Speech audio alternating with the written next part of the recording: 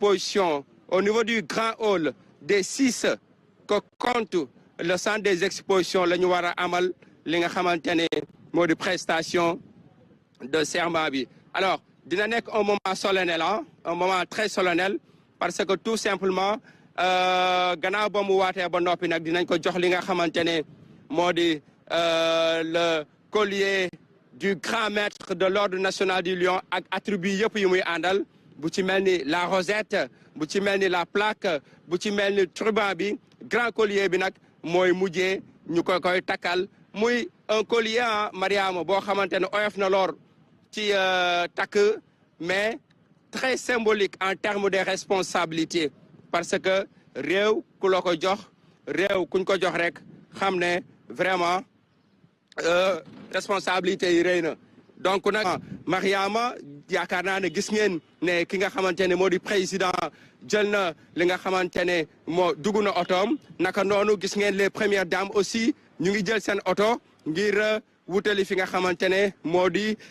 Diamniadio kon nag lii mooy li nga xamante ne ñu ngi ko fiy dund jamono ji on va prendre le cortège pour vous faire vivre tout le reste sur le chemin en tout cas Mariama kon nag jamono ji nag ñu ngi wutali fi nga xamante ne Mariama yaakaar naa ne gis ngeen ne ki nga xamante ne moo di président jël na li nga xamante ne moo dugg na otoom naka noonu gis ngeen les premières dames aussi ñu ngi jël seen oto ngir wutali fi nga xamante ne moo di Diamniadio kon nag lii mooy li nga xamante ne ñu ngi ko fiy dund jamono ji on va prendre le cortège pour vous faire vivre tout le reste sur le chemin en tout cas Mariama kon nag jamono ji nag ñu ngi wutali fi nga xamante ne moo di Diamniadio ngir wan leen lépp li nga xamante ne mooy xew ci yoon bi di trajet boo xamante ne dina jaar fi nga xamante ne moo di mosquée omarienne nag buñ fa jógee dinañ dem fi nga xamante ne moo di poste Médine avenue Malick Sy laata ñuy wutali autoroute à péage bi ba noppi egg fi nga xamante ne nag moo di centre des expositions bu Diamniadio kon nag gis ngeen nag image yi nga xamante ne moom la ñuy dund en l'instant Mariama Dramé Oumou Kalsoum et Mama Moussa donc le moment est solennel le moment est très solennel donc le regard dans le rétroviseur nous permet en tout cas de convoquer l'histoire et de nous intéresser sur la manière atypique avec laquelle plutôt le président Diomaye a été élu à la tête de ce pays. Donc tout simplement pour dire que c'est le décret divin qui a permis aujourd'hui au président Diomaye d'être à la plus haute marche de l'État, la magistrature suprême. Kon nag gis ngeen ko ambiance bi lañ fiy dundu prestation de serment bi ñu ngi ko prévoir à 11h mais déjà à 10h01 ki nga xamante ne moo di le président Diomaye dugg na otoom les premières dames naka noonu ñoom ñoo bokk oto ba noppi protocole bi noppi na léegi nag ñu daal di wutali fi nga xamante ne moo di Diamniadio nag c'est au niveau du centre des expositions au niveau du grand hall des 6 que compte le centre des expositions la ñu war a amal li nga xamante ne moo di prestation de serment bi. Alors dina nekk un moment solennel un moment très solennel parce que tout simplement gannaaw ba mu waatee ba noppi nag dinañ ko jox li nga xamante ne moo di le collier du grand maître de l'ordre national du Lion ak attribut yëpp yu muy àndal Mariama yaakaar naa ne gis ngeen ne ki nga xamante ne moo di président jël na li nga xamante ne moo dugg na otoom naka noonu gis ngeen les premières dames aussi ñu ngi jël seen oto ngir wutali fi nga xamante ne moo di Diamniadio kon nag lii mooy li nga xamante ne ñu ngi ko fiy dund jamono ji on va prendre le cortège pour vous faire vivre tout le reste sur le chemin en tout cas Mariama kon nag jamono ji nag ñu ngi wutali fi nga xamante ne moo di Diamniadio ngir wan leen lépp li nga xamante ne mooy xew ci yoon bi di trajet boo xamante ne dina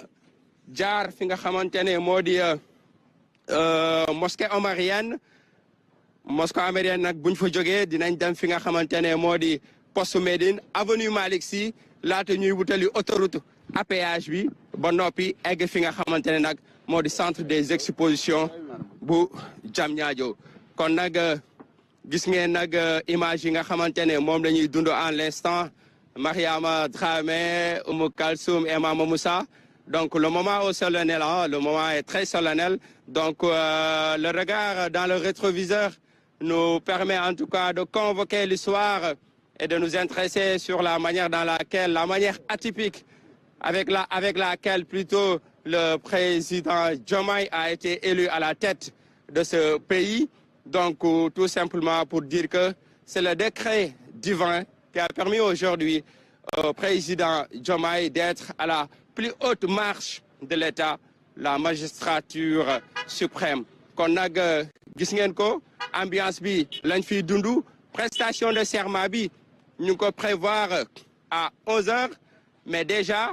à 10h01 ki nga xamante ne moo di le président Diomaye dugg na otoom les premières dames naka noonu ñoom ñoo bokk oto ba noppi protocole bi noppi na léegi nag ñu daal di wutali fi nga xamante ne moo di Diamniadio nag c'est au niveau du centre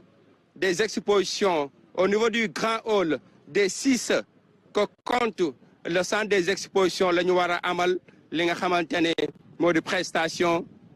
de serment bi. Alors dina nekk un moment solennel, un moment très solennel parce que tout simplement gannaaw ba mu waatee ba noppi nag dinañ ko jox li nga xamante ne moo di le collier du grand maître de l'ordre won leen lépp li nga xamante ne mooy xew ci yoon bi di trajet boo xamante ne dina jaar fi nga xamante ne moo di mosquée omarienne nag buñ fa jógee dinañ dem fi nga xamante ne moo di poste Médine avenue Malick Sy laata ñuy wutali autoroute à péage bi ba noppi egg fi nga xamante ne nag moo di centre des expositions bu Diamniadio kon nag gis ngeen nag image yi nga xamante ne moom la ñuy dund en l'instant Mariama Dramé, Oumou Kalsoum et Mama Moussa. Donc le moment est solennel, hein? Le moment est très solennel. Donc le regard dans le rétroviseur nous permet en tout cas de convoquer l'histoire et de nous intéresser sur la manière la manière atypique avec laquelle plutôt le président Diomaye a été élu à la tête de ce pays. Donc tout simplement pour dire que c'est le décret divin qui a permis aujourd'hui au président Diomaye d'être à la plus haute marche de l'État, la magistrature suprême. Kon nag gis ngeen ko ambiance bi lañ fiy dundu prestation de serment bi ñu ngi ko prévoir à 11h mais déjà à 10h01 ki nga xamante ne moo di le président Diomaye dugg na otoom les premières dames naka noonu ñoom ñoo bokk oto ba noppi protocole bi noppi na léegi nag ñu daal di wutali fi nga xamante ne moo di Diamniadio nag c'est au niveau du centre des expositions au niveau du grand hall des 6 que compte le centre des expositions la ñu war